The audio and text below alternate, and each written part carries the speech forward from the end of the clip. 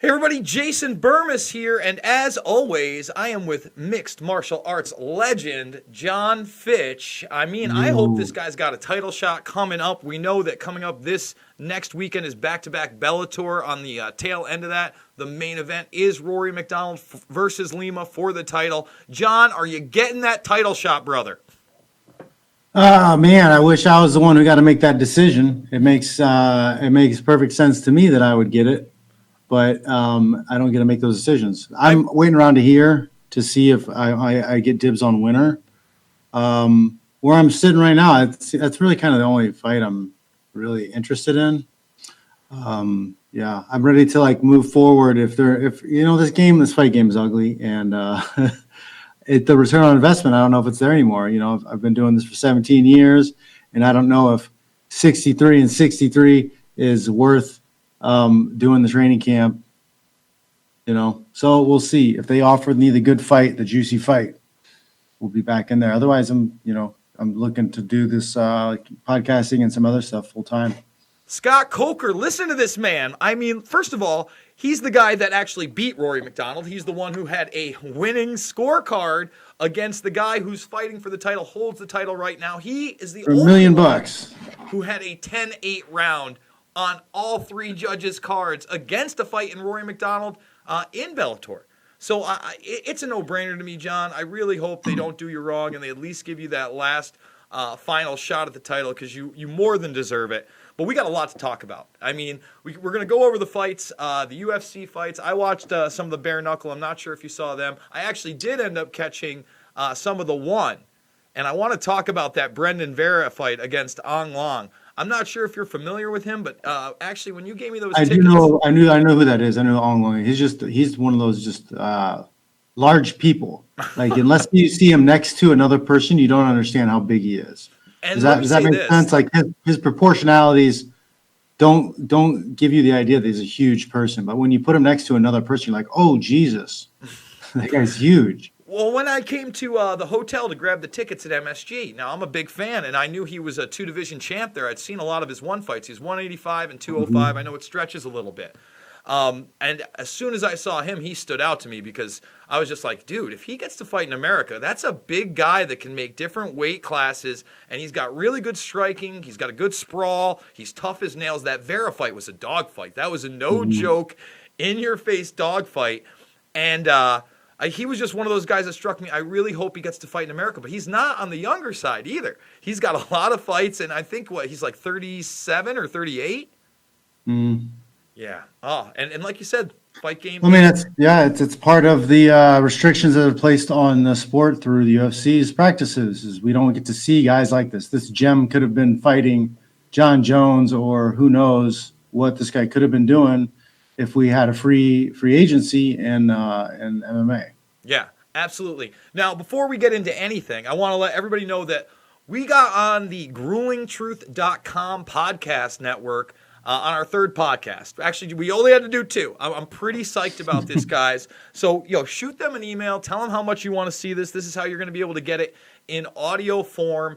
And we're going to be doing more and more. And we're trying to make this a viable thing. We were just talking about this.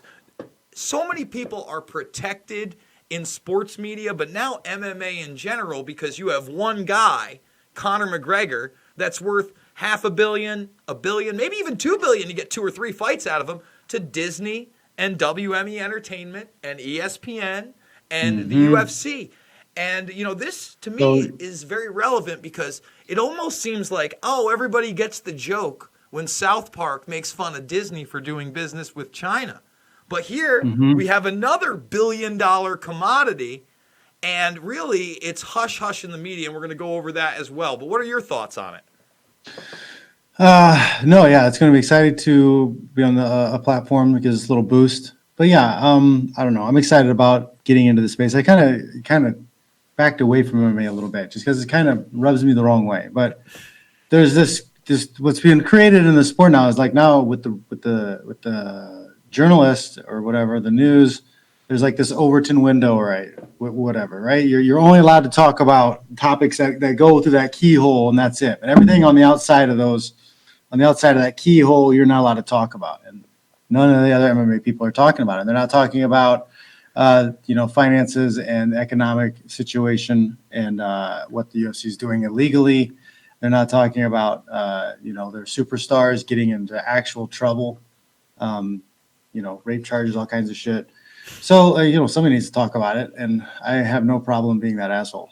I have no problem being that asshole either, because I don't think there should be a protected class, period. It doesn't matter who you are. I often talk about the predator class on this channel, but that's why this guy's protected. It's not so much, that he makes so much money. That's there. Don't get me wrong. You can buy a lot of justice that way, but he people makes might some stop pretty... watching those What's platforms. The people that put him out there, people might stop and not watch them anymore. Mm-hmm. And that's why, you hinted at it on your Shake Break. John does, it's not Shake Break anymore. Actually, it's John Fitch Knows Nothing. Knows Nothing, official podcast, yeah. Yeah. So John Fitch Knows Nothing. That's 12:30 to 1:30 Eastern.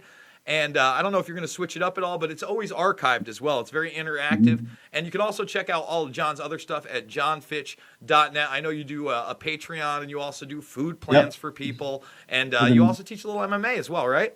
I've been doing a little bit of work. You see, you got the website up there. I've been doing some work on the website, getting it updated a little bit more. We'll have some more changes coming soon, but yeah, we're getting things more streamlined. It's cool. So baby steps. You know what? Let's be some assholes here, because before we even go over the fights, we got time for that. Let's be some assholes, because I was really attacked hard for what I put out on McGregor, period. I want to show people here what a true fanboy looks like, okay? Just a short little conversation. So somebody quoted my tweet thread. We'll get there, because a lot of people say that their details aren't out there, John, and there's no evidence to what I'm saying. And I put up I put the links next to them. Oh my God! I put a dozen sources and quotes from police sources. It's not like these are people just running their mouth and gossiping about. They're in the investigation, and the quotes from these people are. It's not like a tabloid. So and so's friend said this. It's not that. It's not that. It's like, okay, an official police report said this. Yes, no, it's more like we have forensic details, and a senior police source says all, not some, all the evidence says she was horrifically beaten and raped. But anyway, that's the December woman. So here's the what makes you an expert, mate. This is obviously just some hose chatting shit. So I just listen, I did this video very calmly. It's 30 minutes. I know I get excited. This one, I really just straight-laced it. I went through my whole Twitter thread. It might be my calmest video I've ever done in my life. So I said, get educated before you speak. These are just stories minimum. Where's the real proof? These stories aren't going to hold up in court. And then he put this, okay? I put this quote right here. And this is, all right, let's read it. The senior police source said this 2 days after the rape, not even, 36 hours. At the end of the day, there is no doubt that this young lady suffered a horrendous ordeal. The examinations, all the evidence, and by the way, it was confirmed they'd already talked to eyewitnesses, I have that in there as well, shows that she was raped and very badly assaulted in that penthouse suite. And then it also confirms later on that McGregor showed up with a lawyer the next morning to say it was consensual, but because she hadn't given a formal statement, they sent him on his way. These are confirmed things. Guilty that's men. That's a confirmed thing that actually happened. Yeah, these are proven. It's not a rumor. He went in, talked to the police, had a lawyer, gave a statement. These are actual factual things that really happened, and you can track them and trace them. It's real, guys. This happened. Yeah, and since she was scared for her life, again, we're going to go through the thread. She didn't give a formal statement until either late December or early January. That's why he wasn't arrested formally till the 17th. And the investigation ensued. Now, this is what I got next after I just put this. That's a quote, and the link to it, so you can read it himself. Police are pigs. Police are pigs. Yeah, they just have it out for him. That's None all. of us are perfect, buddy. And then, as we've been talking about, he posts this link, and we're going to show this is now what the media is doing. Conor McGregor denotes £12,000 to help 1-year-old Dublin girl for U.S. treatment of rare genetic condition. Now, hey, I'm glad this girl's getting the treatment she needs. That's great, awesome. John. But come on. And he was going to give his purse for Frankie Edgar away? Now, you know who one of the most generous people was, Pablo Escobar. Oh, Pablo helped out so many poor people. He did wonders for Colombia. He really did. But he also murdered a shitload of people. Yes, he did. And I mean, his son says he was a CIA asset. You know, he's touring Which South is America. probably that's probably very plausible. Because like 100%. think about it, how did this guy, business guy, how did he do the things he did and get away with it for as long as he did? Yeah. Somebody was looking the other way. Yeah. Well, Barry Seal, the CIA asset who tried to blow the whistle even further, you know, he gets assassinated in the streets. It's in my film Invisible Empire. He's connected to Clinton and Mena, Arkansas. In fact, that's the story in American Made. And a lot of that, the thing is, people don't understand, American Made was actually directed by one of the sons of the main prosecutors of Iran-Contra. And they wanted to call it Mena, but Paramount, I think it was Paramount that put it out, would not allow it because there's a Clinton part in there. You know, they exaggerate it. It's I did a video, Fact versus Fiction. Barry and the Boys is a great resource on Barry Seal. But at the end of the day, Barry Seal was a multi-asset. He was a fucking intelligence guy way before he ran drugs for the CIA. He was involved in the same network as Porter Goss, who would later run the CIA. He's at like this crazy dinner photo with all these guys, including Porter Goss, and everybody looks the other way on it. And there's evidence of CIA over. They're the ones pumping crack cocaine into LA and shit. Like that's known. It is known. So anyway, let's move on. I want to talk about Khabib Nurmagomedov because he's actually a good guy. Great person. Yeah, he's got a good crew of people. And not They only train hard, they work hard, and they're not like phony religious types. They're not like saying all this shit and then behind the scenes smoking weed and drinking beer. They're actually fucking going to mass or the mosque. The mosque. Yes. And doing their prayers and shit. Like unbelievable. Good people. Well, I just want to say this. He's one of the only people calling him out as a rapist because McGregor, he's like, look, we have no.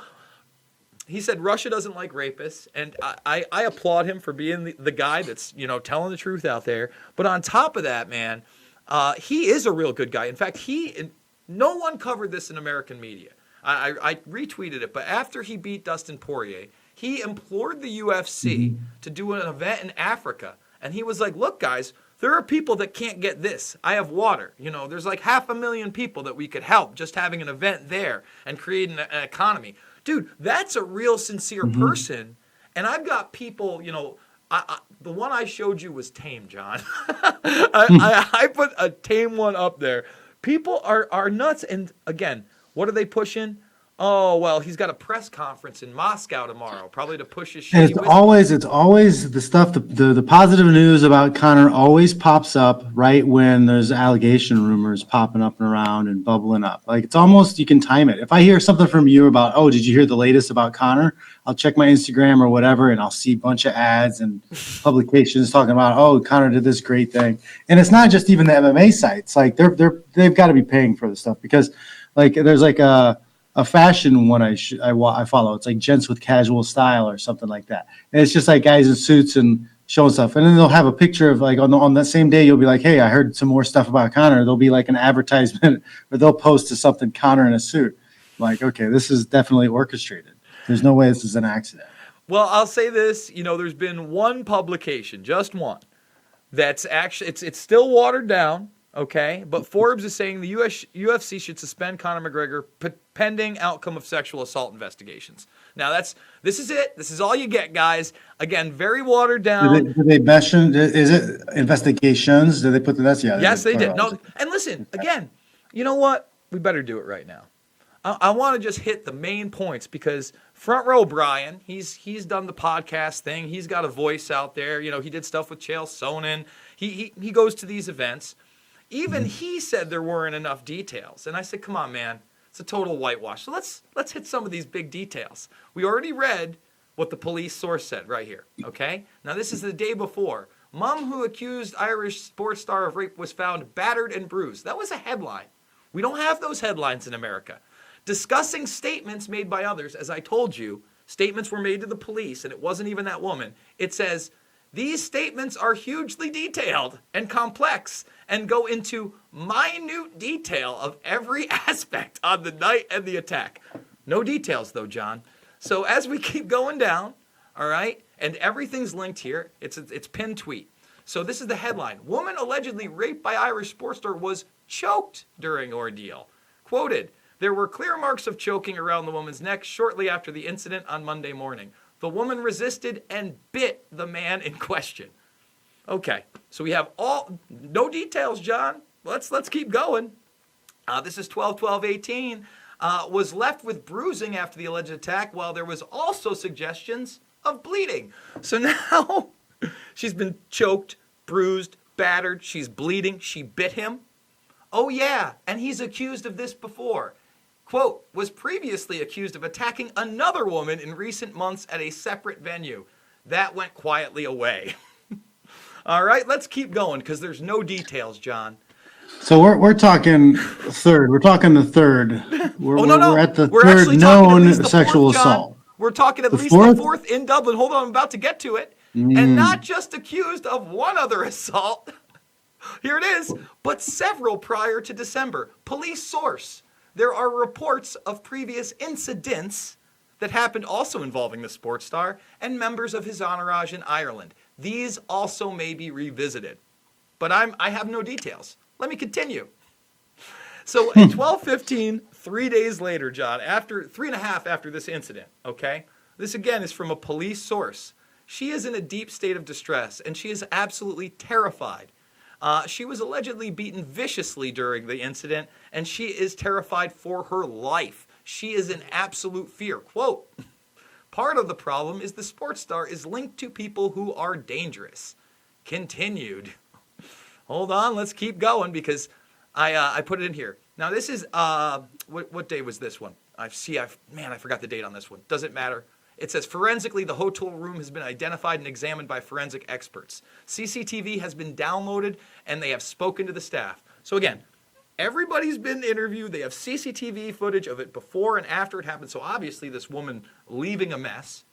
The woman was handed over her blood-stained clothing to the police, and that is now being examined. Okay? And this is almost a month after the thing. And she is still too afraid to make a statement. It is understood she presented in a highly traumatized state with extensive bruising. Although there has been contact with police and the alleged rape, she has not made a formal statement. So here, this is why it took so long. He's linked to people that are dangerous, a.k.a. the Kinahan, the mob. I'll say it. Don't shoot me, please. I have a family. I didn't do any of these things. And I want to say this. When he had to go in, and remember, he had already presented himself, also in the links up there, I promise you. Conor told the police it was consensual. It is understood that during the interview, the suspect admitted he had sex with this woman who was badly beaten. So okay, I was about to play devil's advocate and be like, okay, so we know something happened to this woman that was terrible, but where's the link to Conor McGregor? So there's a report of him going in and admitting it happened. Oh, yes. And there's, again, man, if you read those articles, I didn't make the quote, but I promise you in one of those articles, it also says that he turned himself in the next day. Because I remember seeing that before. Woman, you show up with your lawyer to the cop station to tell them about it. Yeah. Yeah, he did that as well. I'm not even going to read the WhatsApp messages between journalists because they imply that she was so badly beaten and bruised they had to surgically remove a tampon from her cervix. You can believe those or not. Like I said, 2 of them are confirmed journalists. To think they're hoaxed, I think that you're crazy. But hey, maybe I'm nuts. But again, 8% conviction rate, John. 8%. Yeah, so they're betting on the terrible conviction rate in Ireland that he will not get convicted and they can just pretend it never happened. Yep. Now, we actually have a new... wrong one. We actually have a new incident. I don't think I have this one posted. I did retweet it. But I think it's Business Insider is saying him, Charlie Ward, and a crew. You know what? Read my tweet. I'm done bashing the McGregor because everybody's going to say I got a hard on for it, but I just don't like filthy rapists getting away with the rape. It's wild. I mean, it's frustrating because you see, it's the same type of shit you see with government and politics shit.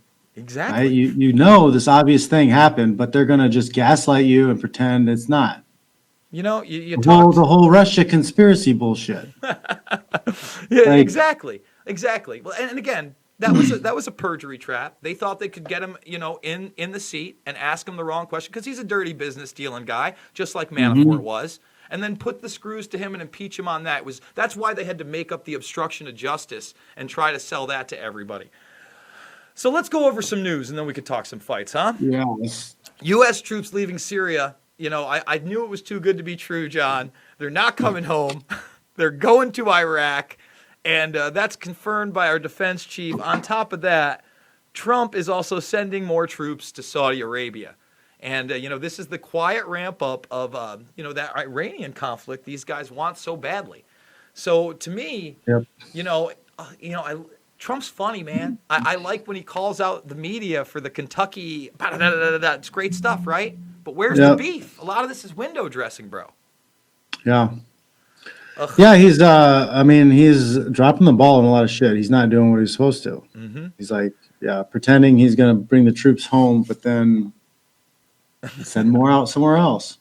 That's right. right. I can be an asshole here too. Like, am I like, for me, I don't even care that much. No? I get to the point where I'm like, okay, yeah, we're going to wars and all this shit, and we don't need to. We're killing stuff. What am I getting out of it? Like, I'm still paying $4 a gallon for my damn pay gas. More, bro. That's the thing. Like, people don't understand. Like, at least if you're going to be doing this shit and sending people off to war, and I should at least have like 69-cent gas. Listen, if there's one thing that I was like, down with, what's his name, Michael Moore's film Capitalism, right, is the internal documents where they talk about the plutocracy. And the fact that these people need to have a bigger profit every single year, and the wealth gap has to get that much further every single year, and that's a real thing. The idea that Jeff Bezos doesn't have to pay taxes, and really none of these guys, none of these large corporations, Apple, Google, they're also in bed with every government agency you can imagine. Bezos does the NSA's server gear. You have Google in bed with NASA on quantum computing. How much of this technology we use today that these companies have was given to them by the government? Yeah, and DARPA. How much of it was invented through tax money, research and development shit? Exactly. I'm with you 1,000% on that.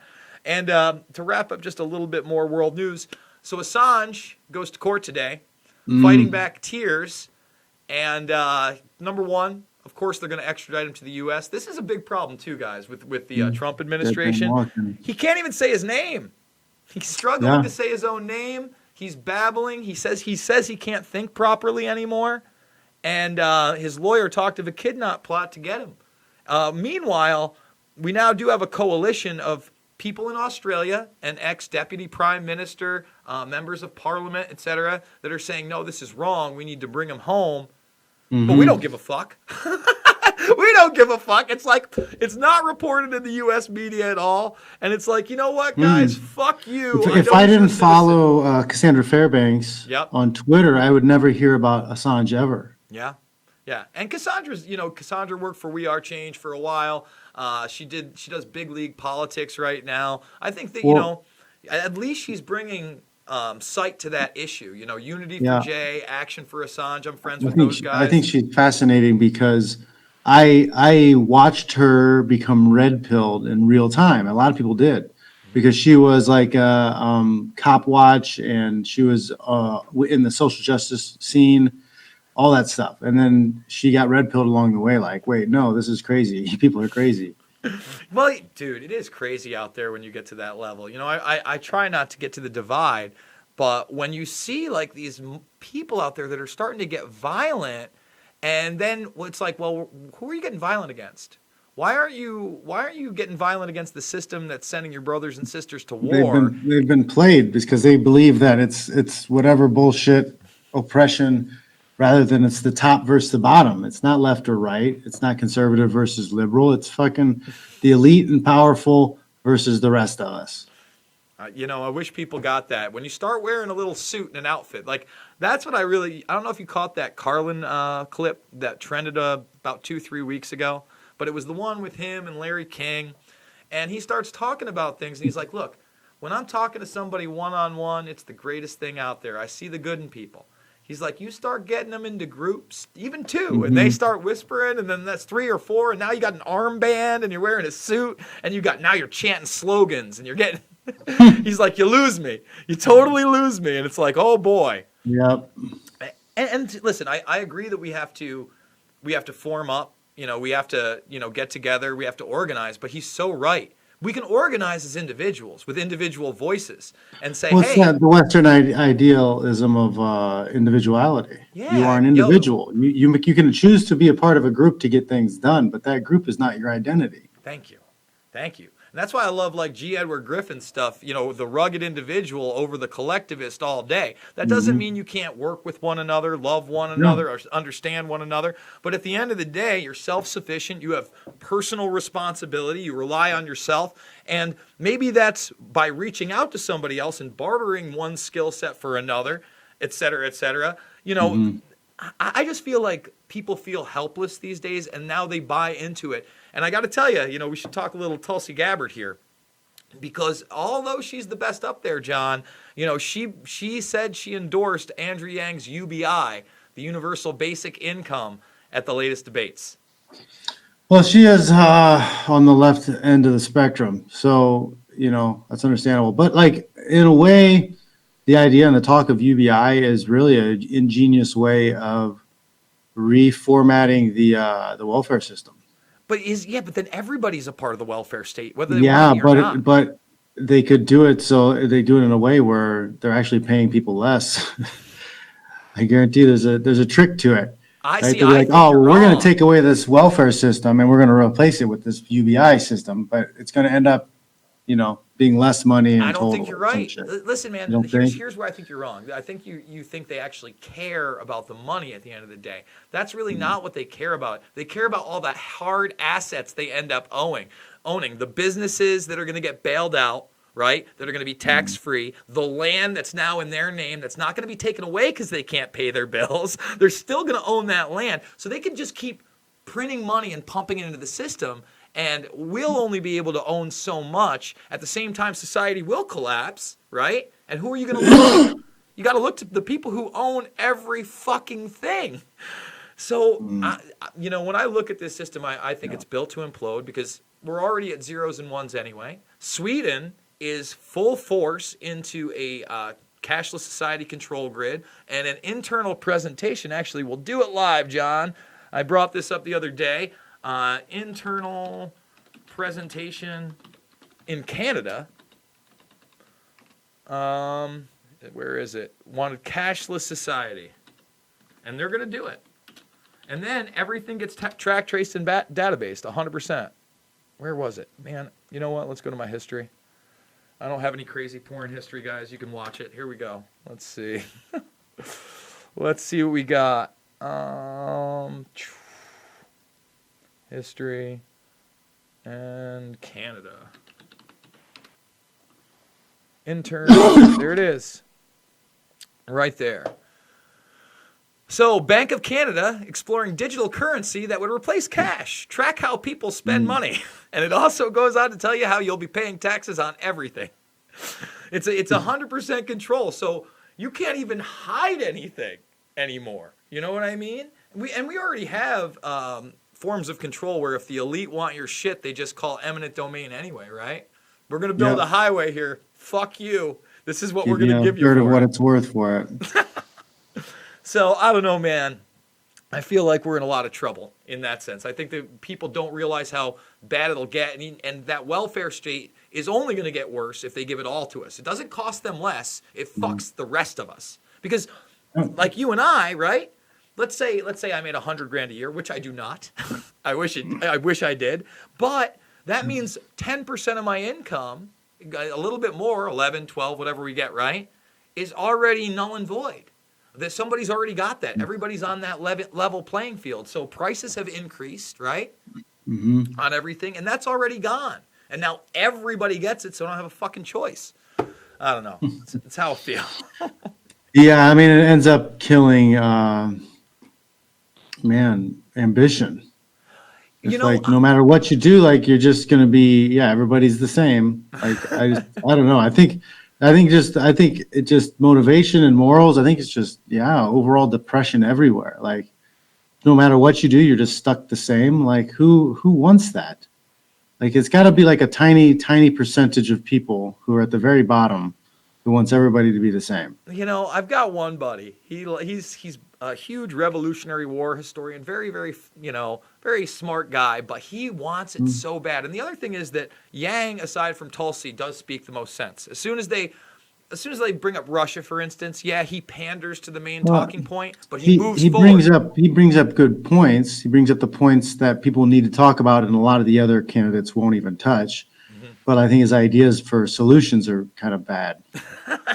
Well, yeah, no, the UBI is awful. I think it's So a terrible, it's terrible idea. refreshing, but he's talking about robots and driverless trucks and It's and things that happening. are like real problems. Well, those are But other people aren't talking about those problems. Yeah, no, those So are at real least he's problems. bringing it to the conversation. I agree. Well, But his solutions are garbage. They're trash. That Sorry. solution I mean, is. your solutions are trash. Yeah, 100%. I can't buy into a UBI again. When we're talking about the future and our kids and education, we need to revamp the education system. It's been Yeah. around forever. It could so That's easily the be biggest revamped. one. Yeah. You know, It needs to be modernized. Like, why isn't it more technologically advanced? Why do my kids have to go to a building? Why can't I have them taught it? Why can't they be taught at school? Or you have a tablet that has all the freaking lessons they have for the day. there's a lot of things. First of all, I just think that we should be teaching them different skill sets, right? And, Yeah. a lot of people used to laugh at the people in the shop programs or the typing You can live programs. in the Bay Area and be a certified refrigerator repair person and make $100,000 a year. Yep, yep. They have a skill, and we're gonna have refrigerators, and yeah, Yep. they might change. Food's always going to need to be cooled. Yep, and they may change, John, but guess what?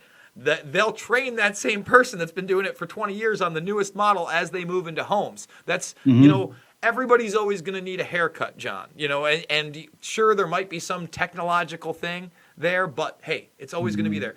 Pizza shops, somebody's always going to want a handmade pizza from an Italian, period. Someone's going to want some genuine Mexican food. I'm being serious here. Now, don't get me Yeah. wrong. There's a lot of service things that, yeah, you're just not going to replace with a machine. Yeah, you're not going to replace with a machine, and those machines will have to be serviced, different coding jobs.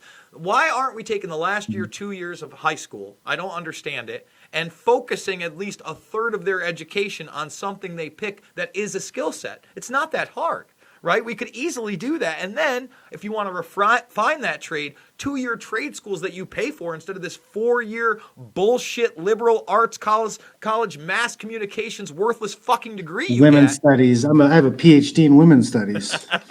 Yeah, do you? What did you I know you went to college wrestling. You got your degree, did you not? Yeah. It's where I put it up on the wall. Actually, it's around here somewhere. I thought I hung it up, but no. Yeah, I have my degree. It's in Bachelor of Science in Physical Education and a minor in History Education. And you know what? Here you are, 42 years old, and you should be fighting for the 41, belt, Scott 41. Coker. 41? 41. In great shape, great physical condition. I can't tell you how many of my friends fell apart at 30. I'm trying to hold together. I'm going to the gym after this, John. It's been a week. I've been lazy, but I'm trying to get there. Eat right. It doesn't hurt. I mean, listen, man, I struggle. One of the biggest struggles in my life is to try to get my two nieces who live with me, but my sister lives downstairs, to even get 4 real square meals a week. You know what I'm saying? And it's hard, dude. It's a struggle. I know. They fight me on it, big time. I mean, it's tears for steak and shrimp, guys. Like, it's that kind of thing. I got a super chat. This is Nick Waits. Sweet. What's that? Sweet super chat. I love the super chats. I know you like the super chats as well. They're big fun. True equality is not a component of a predator-prey species. It's up to us it's up to us prey to determine to what extent it is our part of the human condition. I don't consider myself prey. You know what I mean? I understand there's a predator class, but until they cut my tongue out and cut my hands off, and even then I'll have nubs to type, I could probably still edit. I'm going to be able to express myself somehow. I'm going kicking and streaming, John. I know that's how you want to go. Yep. Fuck naked, screaming. All right, buck naked and screaming. So let's talk some fights. Weidman took it on the chin, big time. Oh man, yeah. There's got to be. I mean, I don't know. There's no real consideration for these guys in the sport. Overall well-being and safety, and career choices, everything. You don't have managers that really look out for you. The promoter's not looking out for you. They're just trying to use you up, make the money off you, and then spit you out. Oh, So you got to be careful. And this is, I don't know, man. You get knocked out as many times as he's been knocked out. Like, I don't understand the thought process of moving up to a heavier weight class where guys hit harder. I don't know, man. I just feel like these guys just get sent out there to slaughter sometimes, and the people around them continue to make money, so they're okay with it. but again, why I get you want the big fight, but why does the UFC, and I know they want to build a name, but Reyes is number 4, and I'll tell you why in a second. But you got Reyes is number 4, right? And he's looked okay. I don't know that he's number 4. I don't think he beats Corey Anderson. Corey Anderson has been pushed back. He's got really good wrestling, hasn't lost a lot of fights, good power in his hands. He's as tall as Jones. I think he has a great shot. He's been calling for a title shot. He's looked great in his last couple fights. I think he fought in Albany. I saw him live there. Now, instead of giving him him, they give him the next toughest guy at 205. Johnny Walker has looked like a madman. When I saw his first 2 fights, I couldn't believe it. It's been years since he lost. I watched those losses. It looked like he gassed. He's got a decent sprawl.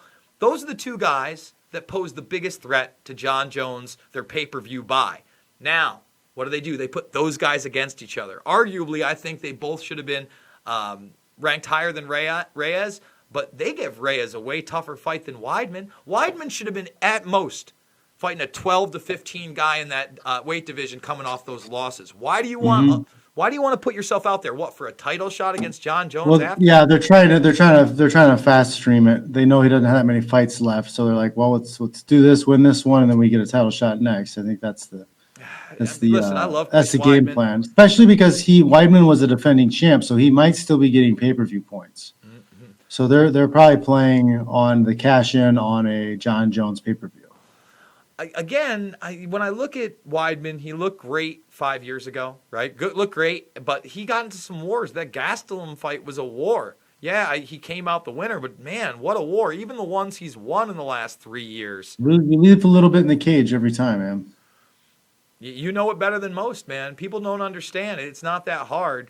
It's not that easy just to come back off of a win like the Gastelum win. That was, oof. Talking about that card, no one's really talking about Jeremy Stevens versus. Yeah, even after the eye poke and everything. And it was a badass fight. It was a good fight. Yeah, he almost got finished once or twice. I think it was in the second round. You could have called it at one point, and I'm glad they didn't because he kept fighting back. And I think he wins round 4 and 5. I thought it was a lot closer than the judges had it. But what a dogfight. And dude, Jeremy Stevens is a tough motherfucker. Tough guy.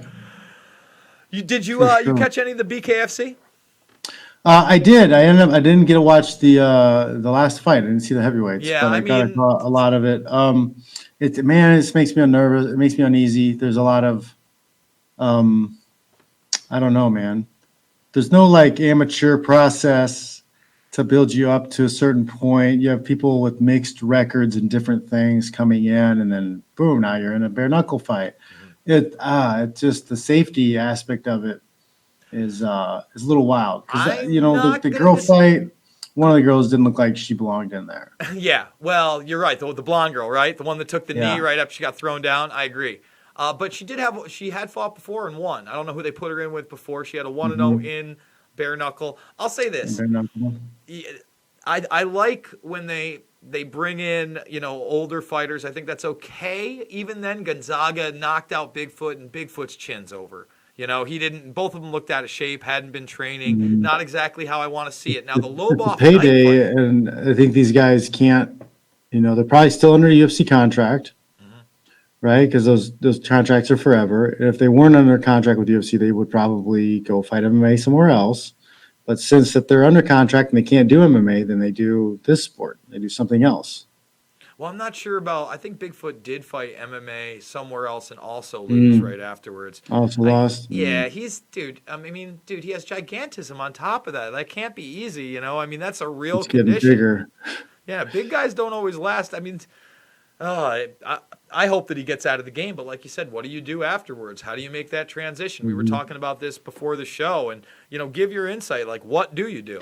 Yeah, it's just so I've been, jumping into like the manosphere realm a little bit. People talk about alphas and betas and all this shit a long time. Well, like there's different types of alphas, right? The alpha doesn't necessarily mean good or bad. It's just the top of whatever food chain you're at. And yeah, it's really hard for a lot of guys to go from that fight realm, being an alpha, being at the top dog, and then you don't get to stay there forever. You don't get to be the silverback gorilla forever.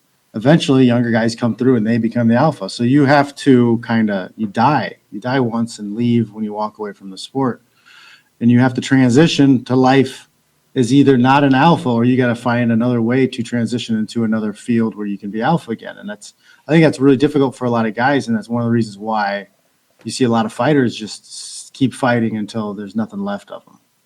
And we were also talking about those that at least in the beginning, were getting taken care of the UFC. Chuck Liddell had that job before WME Entertainment, and Ari Emanuel bought them out. And Matt Hughes was under that employ. Now, they let go of Goldberg. They didn't even give him a send-off, which, I thought that was dirty, man. Like, look, Goldberg, I'll be honest. There's times I'm yelling at the screen. I'm like, Goldberg, come on, what are you talking about? But not even to give a dude that spent well over a decade in your sport sitting there calling it every single fight almost. I mean, come on. That was dirty. That's what they do, man. And they replaced him probably with a bunch of fighters who make way less money than he did for the same job. But they're pumped because now they're making money outside of the cage. No, and I get that. In fact, I like fighter commentary. I think Paul Felder does. Yeah, I do too. I think, yeah. There's usually a lot of better insights than people who haven't really actually fought. Yeah, no, Dominic Cruz is one of my favorites. He gives him fight back. And you know what? We didn't talk about the UFC. Let's talk about it now. Greg, why are they pushing his woman-beating ass Hardy? If you don't know the allegations against Hardy, they are not good. They're brutal, John. I'm not even going to get into them. They're over the top bad. But, he was reformed. He's not a good fighter. He's got no gas tank. He illegally took a substance. After the second round when he was gassing, he had an asthma thing there. I don't care if a commissioner told him he could do it. They overturned it to a no contest, but he lost the fucking fight anyway. There's no way you give him the first round. He didn't connect with anything solid. He got walked down. Fucking some of these, I can't even believe. I know you're pushing the guy. You keep putting him on the main card. You need to put him on the fucking early prelims against a tomato can 5 more times. I think, again, this shows their hands a little bit. They don't really care. WME doesn't really care. ESPN, they don't really care. They don't give a shit about abuse and whatever. This is a hot button guy. Like he rubs people the wrong way because of the abuse stuff. So like you get eyeballs, you get buzz. Every time he's gonna fight, I get a bunch of shit that pops up in my timeline, whether I want to read about him or not. It says, "Oh, Greg Hardy, controversial, blah blah blah blah blah." It's not an accident. It's not an accident. No, I get it. He played football. You got him for pretty cheap to promote him. You think that, he's got a look and a build, and the heavyweight division is the weakest one around, but it's not that fucking weak. Derek Lewis is a madman when he wants to be. Volkov's a killer. I think that I'm looking forward to Volkov Dos Santos. I think if Volkov puts Dos Santos down, maybe it's time for Junior to hang it up, but every time you think he's out, he looks pretty decent. You know what I mean? He comes back. Because power doesn't fade. Exactly. And goes, but power stays. And they still haven't signed the Miocic Cormier fight. I really do hope they do that. I don't know if it's going to happen, but if Daniel wants it, I hope Daniel gets it. I know that's an AKA guy. Have you got any inside info on that one, John? No, I haven't been into AKA for practice in a minute because I've been, doing stuff, working with the kids. I go in every day to take them to jiu-jitsu, but I haven't been in a workout, so yeah. Gotcha. That's got to be pretty awesome, though. I mean, I guess it's second nature to you, but to bring your kids into such a high-level gym, later on, they're going to look back at it and be like, well, gee, thanks, Dad. Yeah, no, Ron Kessler is the jiu-jitsu coach now over DK, and he's done a great job. I've been training with him for a decade, and watched him come up from white belt to his black belt out here. Good instructor. So, check it out. I go into John's. Oh, I go into John's chat. Jack Durden. Well, he does his live stream. Remember, you can check it out. It's John Fitch Knows Nothing. It's official John Fitch is your YouTube channel. Yep, and then I started the official podcast. It's up on Podbean right now. I got to get it on the other platforms. I'll figure that out soon enough. So, check it out. Yeah. Zhang Wei versus Rose. I think Zhang Wei is going to kill everybody. She just looks like she's so hungry. She's tough. Yeah. Dude, she looks so good in her last fight, and I like Rose. Rose is tough. Maybe she gets it into the second or third round, pulls an arm or something like that. I don't know, man. That girl, I think Zhang Wei is the real truth, man. I think she's going to be going far. But anyway, we had a spirited debate about the new Joker movie, and one thing we can agree on, it definitely had aspects of Fight Club in the sense of dissociative disorder. Things happening that don't really happen in the film. So I've debated that a lot didn't happen in the Joker movie that you think happens. You know what I mean? And it's one of those things. Yeah. Now, John, brought up Fight Club during this thing and said, well, the Tyler Durden, but I hate it when movies are totally made up. And I chimed right in.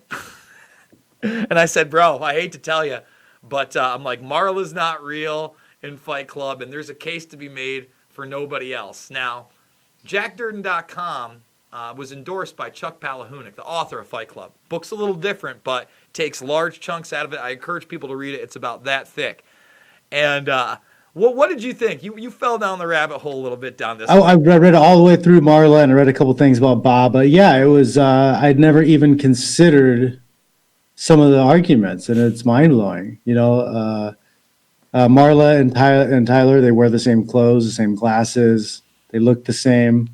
Yeah, and then the idea that they're each one of them, Marla, Tyler, Jack, and Bob, are all personalities, pretty much. Yeah. They're all like big parts of his personality. Like the nurturing side is big as Bob. Yep, bitch But, tits Bob. Remember, I'm gonna have to watch this again, but what's that? I said it's masculinity falling away. I mean, it's a representation of how he feels. Masculinity in the West going away. That's Exactly. and I was like, oh my god, it's brilliant. It's brilliant and ahead of its time. Oh, big So time. This is 1999. for it to come out this in movie. 2000 when it did versus where masculinity is today, and people are like, oh, what happened? Well, So let's talk about that before I show you just Marla the took evidence. over. You talked about them wearing the same things. I want people to read this, but at the end, the mirror image of Marla and Edward Norton's character as well. But what really did it for me to really start considering this thing was that both reflections weren't there, and the reflections of other people. I went and got the DVD to make sure. You already have him being cut into the film in several points before Tyler's even revealed to you. So you know something else is going on. But talking about Bob, the vibrator in the suitcase, yeah, right? The dildo, not your dildo, a dildo. Yeah, well, it's because Marla. You're saying he was in Marla's whatever mindset when he packed the bag. Yep, exactly. That's why he didn't know it was in there. Now, when you talk about masculinity and Bob, let's talk about who he is. Bob was a father, a strong man, and he was a bodybuilder, and he had a family, and he lost it all. In fact, he lost so much of it that he starts gaining breasts, and he's crying, and he's trying to get that back. And by the way, the first time that we see, I don't know if they have it in here or they show it, but the first time you see Bob, he's wearing the same shirt that's melted into that first accident. And remember, it's his father, his wife, and his 2 kids, representing how that relationship was burned down. The movie is fucking brilliant. David Fincher is brilliant. And normally, these type of mind benders kind of busted up, but there's so many layers to this film.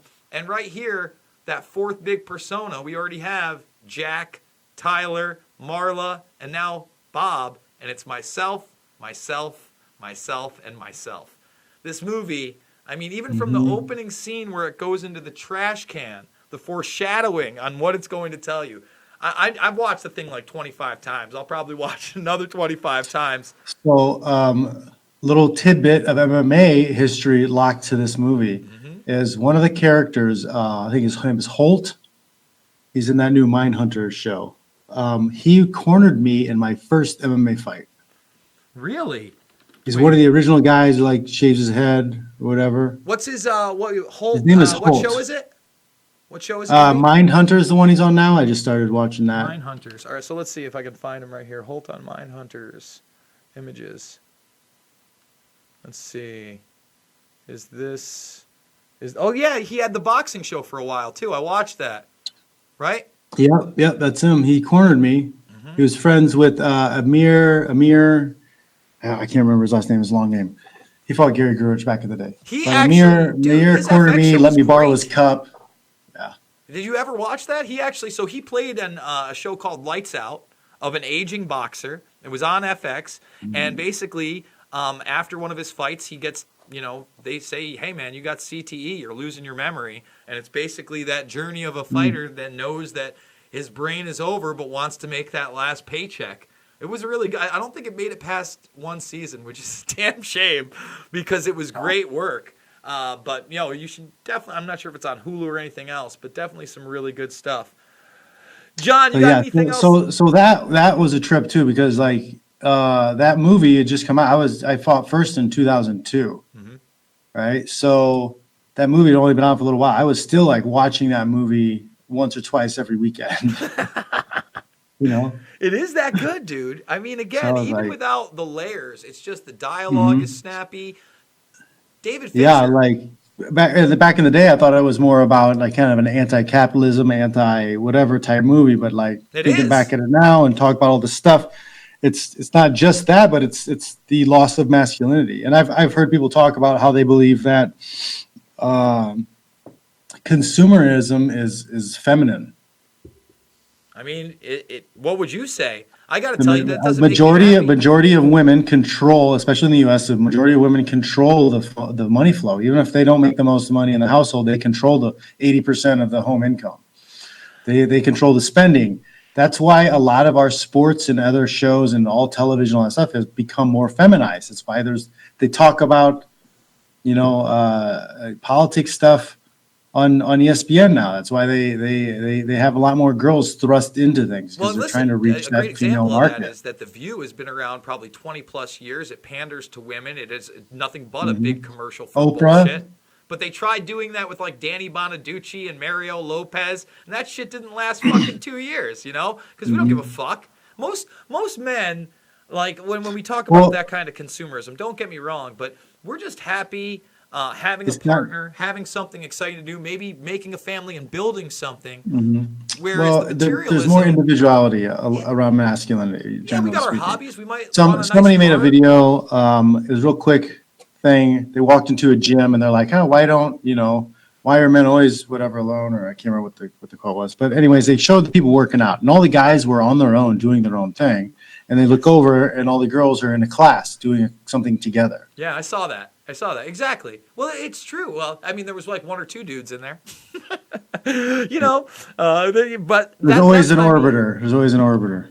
Listen, you're not wrong. Not wrong. I think that's just another sexual strategy. I can break everything down into sexual strategies these days. Everything. Once you start to see behind the curtain, oh my goodness. Well, I think that, we're all human beings, and I think the majority of us are out there trying to find a partner, at least in that regard. You don't have a choice. Even if you've decided against it, your biology is designed to, 1, survive, 2, reproduce. Yeah, absolutely. So, no matter what you're saying you want to do with your forebrain, your foreconscious thought, your lizard brain and your biology says survive and reproduce. So the majority of all of our behaviors are centered around surviving and reproducing. Well, unless you're all drugged up on fucking psychotropics or Chantix, and all of a sudden you're having suicidal thoughts and actions. Well, that too. But the initial reason you go in to get on those drugs in the first place is survival based. You're having a problem. You need something to help you do a better job surviving. I think that's a trick, though. Like, Yeah, listen. no, you're right. Yeah, I It's mean, not that 'cause you're. listen, man, It's if not that someone's people being are honest with correct you, all the time. well, You could be doing a certain type of diet or certain type of workout to make yourself better.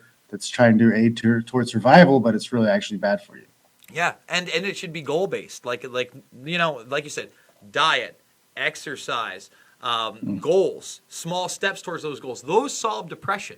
Okay, that's how you Yeah. get out of depression. Well, I'll say it again. Those things lead to survival. Yeah, yeah, no, I agree, If but I'm you saying when you lived a go into a million years doctor's ago office, and you didn't wake up with a goal to find food and eat, you die. no, I totally agree, but I'm saying when you go into that doctor's office and all of a sudden your goal is to survive because you're not feeling well, they don't tell you the things that we just told you. Let's start with those things. They say, I'll give you this fucking pill and we'll see how you do on it. And Doctors are experts on medicine. They're not experts on health. I agree, 100%. Let's see, we're closing in on the hour. I want to hit everything up one more time. JohnFitch.net is the website. Official John Fitch is the YouTube page. Tell them about the show you do every day. Yeah, you can go to the website and you can see right at the top of the screen. There's all the social media links, and then you go to media, and it gives a link to all my podcast things, so you can check out the podcast stuff. What's going on? I got links to Patreon. You can check that out. So trying to make everything a lot easier for everybody. Just go to johnfish.net and you should be able to find all you need. Very, very, very cool. I want to mention once again, we are now on thegruelingtruth.com. Following this, I'm going to rip it into an audio format. It's going to be up on iHeartRadio and all sorts of different places that you can finally download it. John and I are going to cut some kind of a promo so we can get this stuff out there. And I am pumped up to grow this audience. And hopefully, we're going to have you guys involved more. I see there's a good chat going. Maybe we'll start taking questions at the end. I don't know. I think the sky's the limit for this, John. Yep. I hope so. All right, we'll see you next week with a recap of the Bellator fights I'm going to be going to. Oh, that's right. We can talk about that for a second. I'm pumped, man. McDonald versus Lima. I mean, Phil Davis is on that weekend card as well. A lot of good fights. Roy Nelson versus Frank Mir. Those are the type of fights you need to be making for those guys in their 40s. Predictions on the main events on both of those quickly. Mir and Nelson, and Lima and McDonald. Man, Mir's had a lot of wear. Normally I would put money on Mir to win that fight, but I feel at this age and the damage he's taken, I'm leaning towards Big Country. I think it's Big Country. I think this is the third time they're fighting, by the way. I'm not sure if this is three. Yeah, I'm pretty sure this is the third time. I think Big Country because, I thought you made a case he might have won that Mitrione fight. I thought that was kind of stolen from him. As far as Lima and McDonald, dude, I know you want that rematch with Rory, but if he beats Lima, McDonald's, Lima is a monster. He's tough, and he's smart enough to make adjustments. So he made the proper adjustments to win this fight this round. But either way, I hope they give me a crack at the winner. Yeah, they better. Coker, it's enough. You give John Fitch his damn title shot, goddammit. All right, guys, we're going to be back every Monday. I want to thank you all so much, and we will see you on the flip side. Check you later.